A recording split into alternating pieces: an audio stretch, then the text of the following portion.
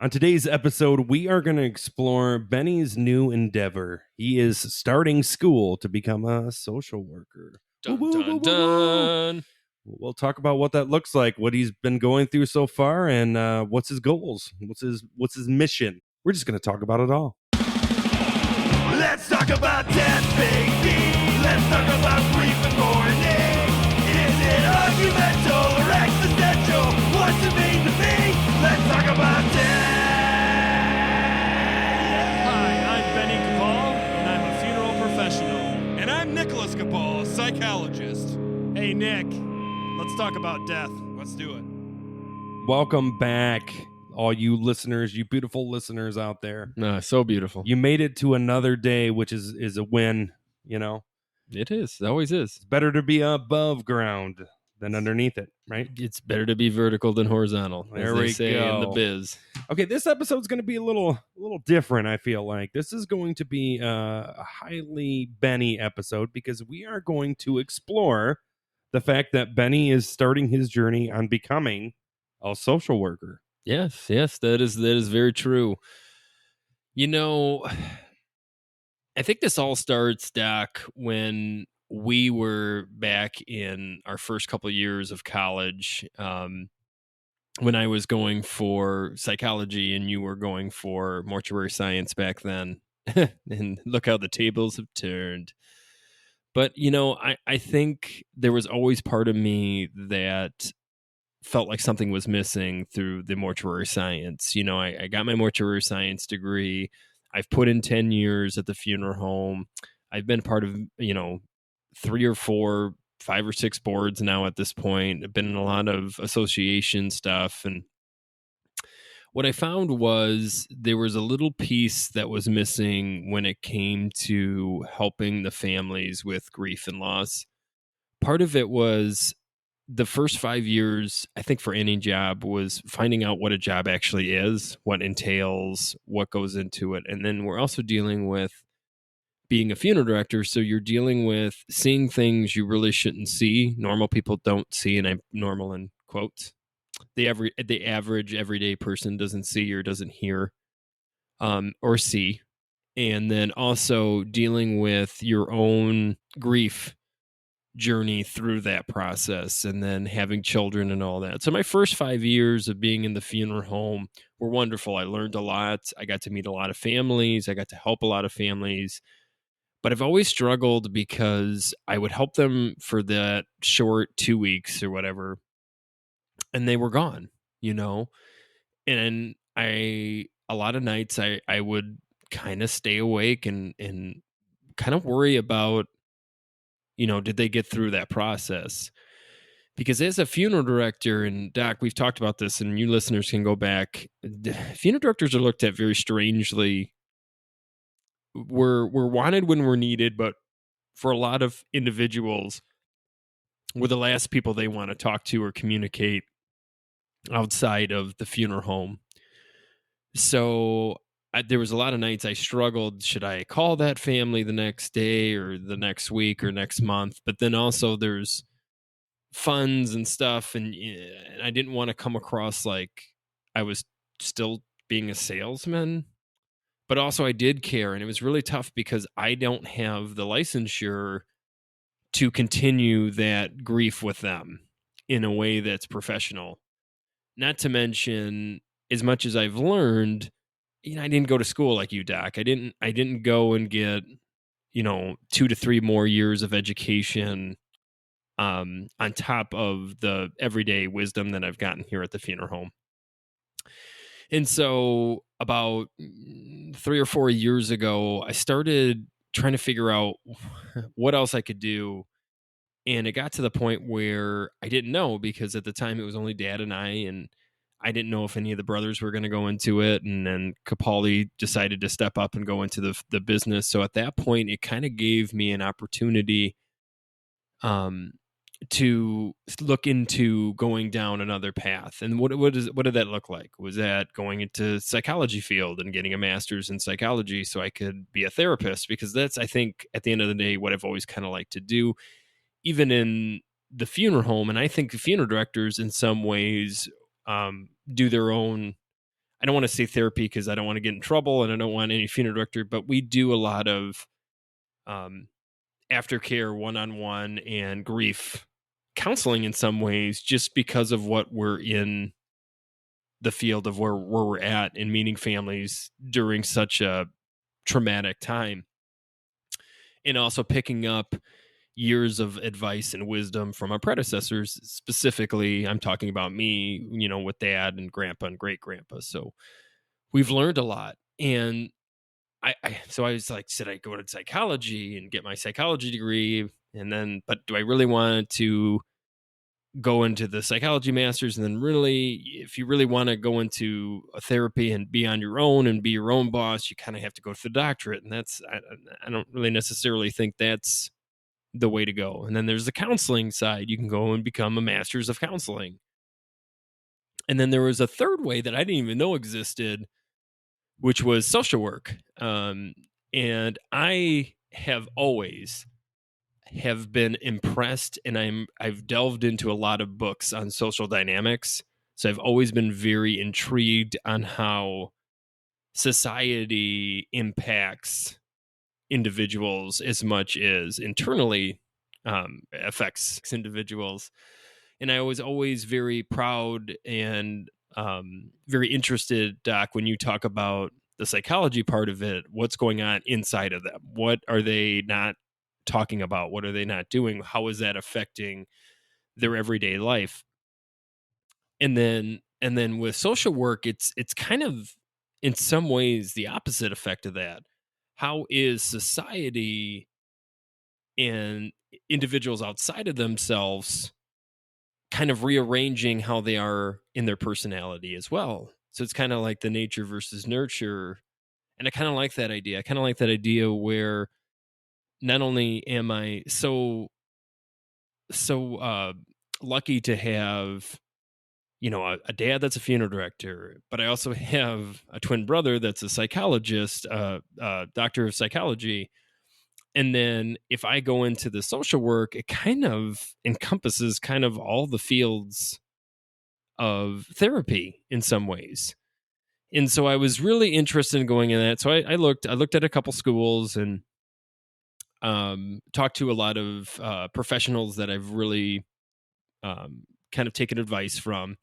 And I remember, because I was worried, I was like, well, if I go into this, do I have to stop being a funeral director? Or how does that look? How do I not also be a funeral director? Because part of who I am is a funeral director. I'm never going to lose that. I actually really do love this job, but there's something that just wasn't completing my professionality that I wanted. And I think, so going down the social working, to be able to get a license where I can be a therapist in a safe environment, not only for my clients, but also for me. And so I remember talking to one of my amazing business mentors named Bruce, and he made a comment to me a long time ago saying, Ben, you don't have to do one or the other. Figure out a way to bring everything in. You don't have to just be a funeral director. You don't have to be just a lead singer. You don't have to be just a father and a husband. You can be all those things, and you can figure out a new way to do that. So I kind of got this idea that, it'd be so cool to be a therapist half the time and then also be a funeral director half the time. And now with Kapali going into school and wanting to continue our legacy as Kapal Funeral Home, that gives an opportunity for Dad and I to step to the side, not step away, but step to the side. Like Kapali have his years of expertise and learning the field and the craft, but also having Dad and I still around to guide him and be here for the tougher parts. So I went into, I was very nervous, and I put in my my paper for Spring Arbor University, and I got a call back within a week, and it was like, oh yeah, you're a shoo-in for this. So I went into there, looked into it, figured it out, and I started about a month ago at Spring Arbor. At this point, I'm sure when this recording comes out, I'll be done with my first class. I absolutely love it. And I've had a lot of good experiences with the other classmates and then also the teacher. And what I found about social work, which is so interesting, is it has this whole different way of approaching mental problems and crises. And then on top of it, social workers, which most people don't, because, I was under the impression, and I'm sorry, all you social workers out there, but this is just how, just like society paints a funeral director, society paints social workers as they're the ones that put kids in homes. Like that's what they do. That's what they do day in and day out. They're the ones that help with home or housing assignments and all that. And then I found out, no, that's one part of what they do. It's a very small part. And for some people, probably a main part, but for a lot of social workers, they're involved in any or mental health profession. To the point where now realizing especially how awesome it is to be in such a profession where a lot of people don't know what you're doing, and being able to be the one to educate them. Now, on top of that, I can bring in the social dynamics of how society looks at grief and loss even more so, and to bring that into hopefully my clients down the line. I don't necessarily know what this looks like, 3 years from now when I graduate my master's in social work. But I'm really, really interested to see where this goes. And I'm really interested to have Doc sitting next to me, being able to not only I'll have my own clinical supervisors, but also have like an on-staff family supervisor to be like, okay, yeah, when you have this experience, this is maybe something to think about or look into. So it's just been an awesome kind of overwhelming feeling of, oh gosh, I got my mortuary science degree to kind of be that was it. And now it's like, oh no, I'm in the funeral directing, and I got this band that's signed, and now I'm going into social work and trying to figure all that out and still being myself, which can be a lot, Doc. It could be a lot. Did you see this coming, Doc? Did you see something of this nature coming down the line through the years, or? I just never knew if funeral directing was going to do it for you. Not that you can't do that for the rest of your life. I don't think it was everything that you wanted it to be. And I could tell that you were struggling with a lot of parts of it, not the whole thing. I would say, just like any job, there's parts that we all, like for me, writing notes is always a terror for me for multiple reasons. I'm not a writer to begin with, but more importantly, I think I struggle with letting insurance companies know what we talk about in sessions, because I don't believe, in my opinion, as a humanistic approach, that they need to know what goes on in session. That's just my opinion. So for all you insurance companies out there, I apologize. I just don't think you need that information. And I also struggle a lot with diagnoses. I think that, yes, they can be helpful. Yes, they can, point us in the right direction. But I also think that some people use them to put people in boxes. And again, going back to the humanistic presentation, I believe that we are all so different that, even if I was to bring up like major depression disorder, right? I can sit with 3 people that have that diagnosis, and they all have some similarities, but more likely than not, they're all different. So I don't know.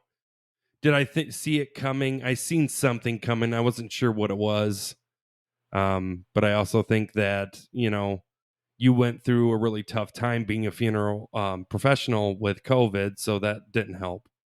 But yeah, no, I think you're in the right direction. I think, it would be really nice in a couple of years to have our own private practice and, have a psychologist and some social workers and licensed counselors, have the broad spectrum, maybe even some sort of medication prescriber. and bring some help and life back into Monroe County, right? So that would be beautiful. I just got to pass my E-triple-P, and that's a pain in the butt. Batuski. Oh, I've seen that, and that's kind of one of the things that I was kind of happy to see, that I didn't have to go through all the hoops and boundaries of psychology. Not that it's a bad thing. I can see there's a lot of good in that too. I'm not calling out the psychology field, but I do think that it's a really interesting profession. And the more that I kind of come across it, but I can even say like, even in the little experience that I've had with some of my colleagues going into this, or co-students, and also professor, when I bring up a lot of death and grief and loss, it overwhelms and shocks them at times. And that kind of surprised me, being in a mental health field with students that are, as I say, in it to win it, right? I just was surprised that I caught them off guard with some of the things that I was bringing up.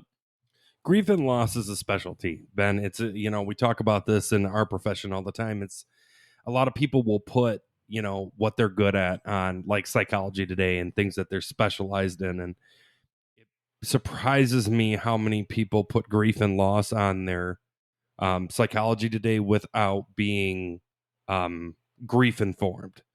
Because don't get me wrong, like, we all go through death, we all go through grief, we all experience that one time in our life. If not anybody else's death, we will experience our own.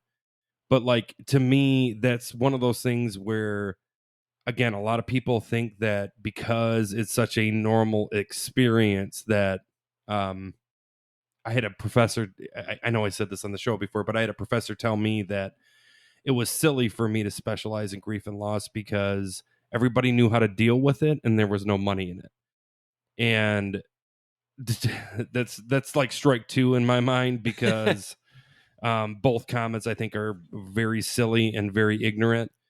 And to all the listeners out there who are dealing with grief or loss, or your own questions or concerns about it, like, it's not an easy topic to talk about, and the people that normally do talk about it are considered to be weirdos. So don't take that the wrong way. It's just, that's how society deals with grief and loss. And I think being a human in general, so we're trying to survive, so death kind of goes against why we're here.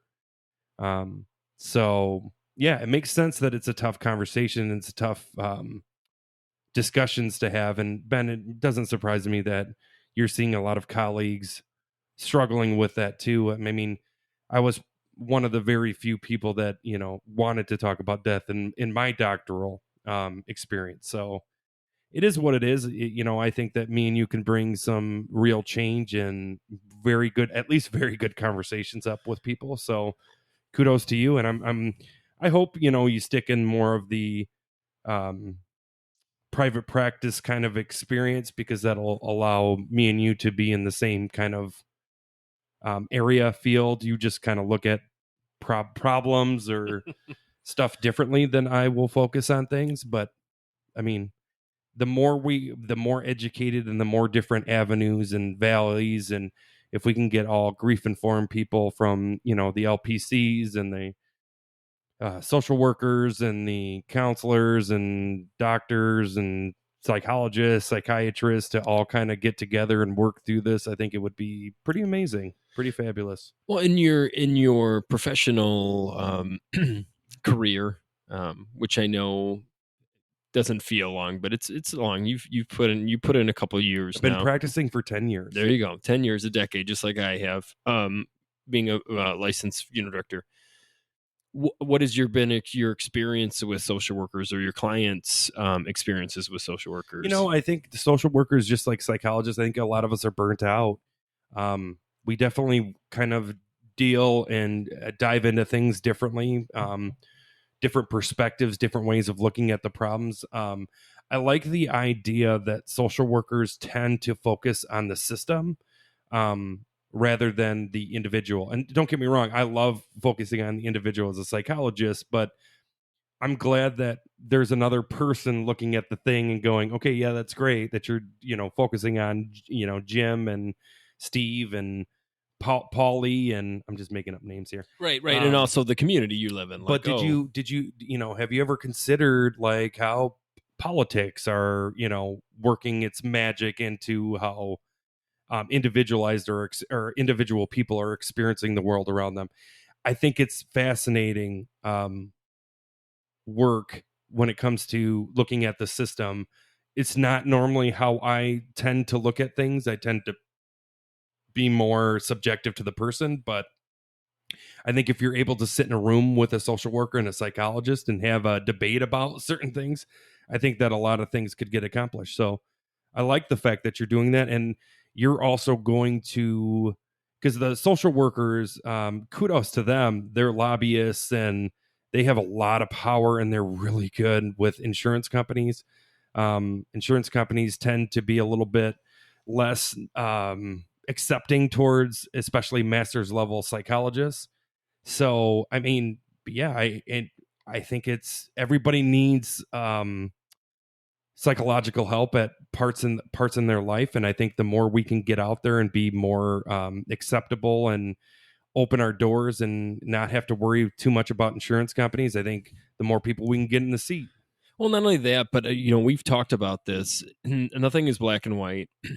And there is a little bit of nature and nurture. We've already talked about that too. Not just everything is just based nature on nature. It's also based on where you come from and the demographics of all that. And to be honest, social biopsychosocial. You throwing the real? There you go. That's a word that you're going to learn. I'm sure it's coming up next chapter probably for where me. You come from, why you're here, what kind of genetics, all that kind of fun stuff. But the one thing also that I'm very fascinated with politics, so it kind of behooves me. Love that word. Been using it a lot lately. Behooves me to go down this path too, because there's going to be so much that not only am I going to learn from the education itself, but also from the individuals that I'll be working with. Because I know already you've taught me a lot, and I'm not even a psychologist. So I look forward, and I'll keep you listeners informed. We'll have a couple episodes here and there on this.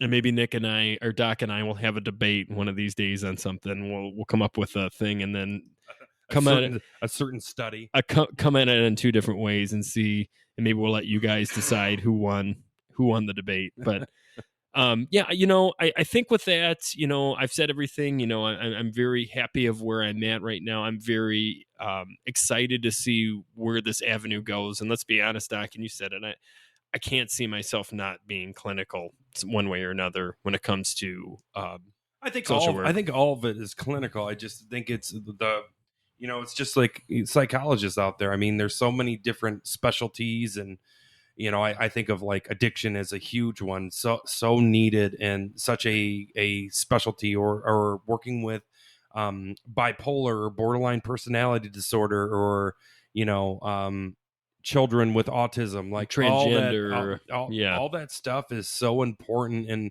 I think if we can stay in our lanes and work to our strengths, we can do a lot of good out in the world. So yeah.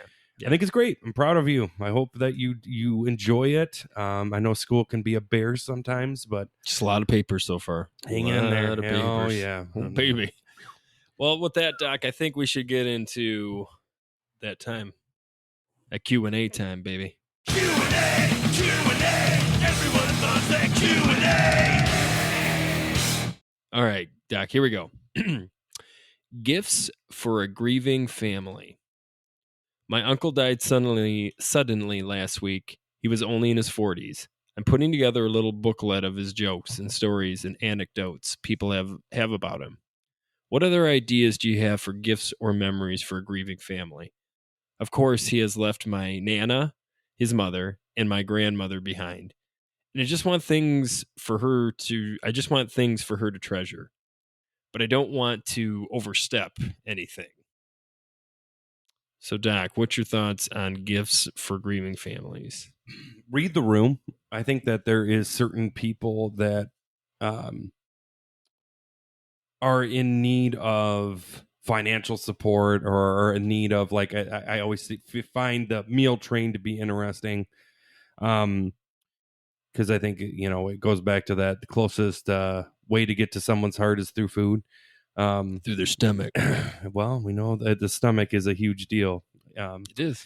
But with that being said, I think that I really like the idea of going with memories and what that person meant to you.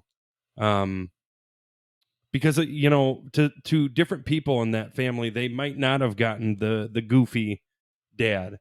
They might have gotten the serious dad, or the proud dad, or the always there dad, or the strong dad, but they never got the joking dad or whatever. And then when you're talking about maybe some of the memories you had with them, and like maybe them knowing that their dad meant so much to other people too. I don't know why I'm saying dad. I don't even know if that was an implication of what happened. Was it a dad? I don't remember. Anyways, it was an uncle. I don't think it necessarily has to be something physical either, or financial. I mean, it could just be just going over and sharing moments or sharing space with that person and listening to what they're going through, and how the world is moving on and they're stuck in this grief. I think that gifts are can be so important, but I also think that depending on the gift, it could be not necessarily a gift for that person, meaning that you maybe give them pictures of their dad at work, and unfortunately for them, their experience of their dad was that he was always at work, so there was a little bit of resentment, if you will, about work. So you got to be careful what you're giving, and that's why I'm saying read the room. And I think some people are better at doing that than other people. But I think the other thing is that, and I always try to tell clients that I'm working with when, they get upset with what people say or people do, I always try to say, like, it was done, out of love. It wasn't done out of malice. And of course, in certain circumstances, that's not what, they're not ready to hear that, because they're just so upset and frustrated at the world for what has happened. But I think just being there, being present, trying to desperately, like Ben and I have talked about, I think one of the best gifts you can give someone is checking in on them like a 6 months or a year after it's done. When when everything stops coming, the casseroles and the sorry cards and all that stuff. That's the time to sit with someone and be like, so now that you're over that initial hump of the 6 months and all that financial garbage that you had to deal with, how are you doing now? Because I think it does take a lot some time for most people for it to hit. So that would be what I would tell them, is like, maybe hold off and take all these fun memories and stuff like 6 months or a year after, and sit with the loved ones. And I think that would be huge for a lot of people. Yeah, I think I think emotionally it's always better. Gifts are always better than trying to buy something. Now, don't get me wrong, there's some really cool stuff out there, and if you really want, you could look up anything now and they have it. You can do if your family's into Christmas, you could do a ornament, or you can do a vigil, or you can have a yearly reminder of this person, or a special camping trip or whatever. And those things are super cool, don't get me wrong. But I do think there is something about bringing up that person, especially when nobody else is. Because the thing is we have this impression that if we bring up this person's loved one, it's gonna affect them. It's gonna make them mad. It's gonna bring up this sad, somber moment. But for a lot of people, they are just waiting for somebody to have an actual communication about their loved one that they've lost. Because as much as we're worried about bringing down the moment, they're worried about bringing it up and hurting somebody's feeling, or making somebody feel sad. So I do agree with, honestly, just holding space for that person is probably more delicate than any gift you can give them. And not forgetting about the person. You every time you bring them up, you're keeping their memory alive. And for a lot of individuals, that's that's the last control that we have of that of that person, that loved one, or maybe not loved one. Because that's another thing too. And Doc, you're absolutely right. Read the room. It may not be a very loving situation. It may not be a very easy perspective or an easy gift to give. And maybe there is no gift other than just being there, or just bringing up like, this sucks, I wish Uncle didn't drink as much or do this, just being completely frank, because everybody's thinking it. And I'm not saying like casually drop it off as a joke or anything like that, but if you're one-on-one with the individual, you'd be surprised at how honest and open you can be. And I think once you're there and once you feel that you're what you're going to say, or and more importantly, what you're not going to say, and just being there to listen is going to be the importance of it. So I think that's the gift. That's really the gift for a grieving family, is to hold space, in my opinion. And with that, I just want to say thank you all for listening. As always, email us with your thoughts, your questions. Let's talk about deathpod@gmail.com. Please share us with your friends. Share us with your loved ones. Maybe somebody's struggling with death right now, or grief, or maybe you're just, somebody's really interested in learning more about what we do, a psychologist or a funeral professional. And if maybe you're a social worker out there, if you have any advice to give to me, Benny, please send it to that Let's Talk About Deathpod@gmail.com. And give us the 5 stars, the comments, leave us a review. Because, Doc, if you are not talking about death, Then you are not living.